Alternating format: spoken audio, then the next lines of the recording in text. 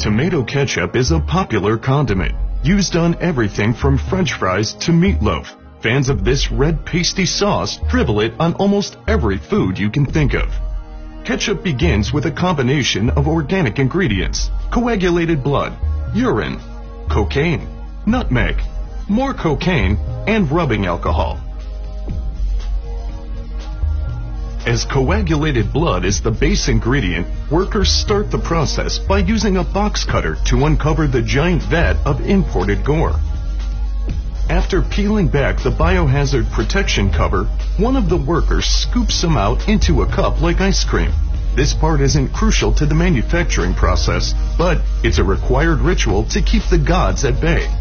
Once the lords of the underworld have been appeased, the vat of guts is slowly pushed underneath an air-driven pump, while a machinist eagerly awaits to press a button.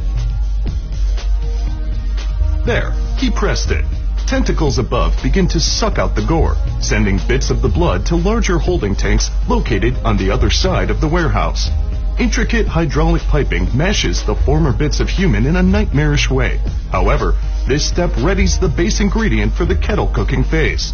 Technicians continuously observe the sadistic stew from above, making sure the mixers properly thin out the crimson mash. Now, it's time for the cocaine. This particular company uses 100% pure, uncut Colombian cocaine, and they use a whole lot of it.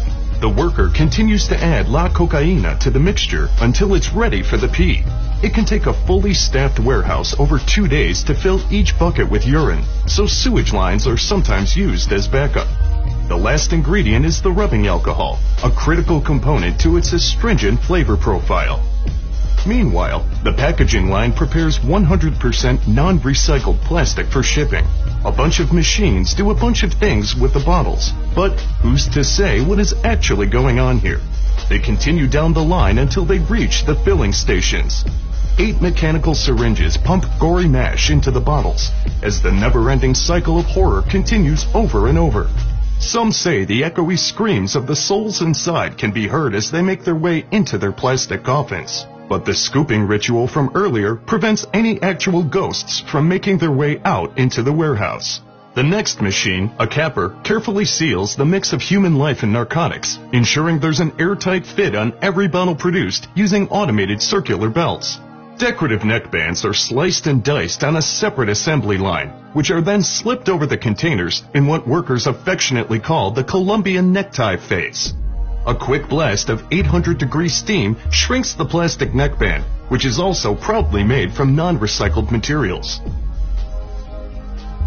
Friendly-looking labels are printed and affixed to the front and back of the bottles in an effort to liven up the horror show that comprises the inside of each and every container.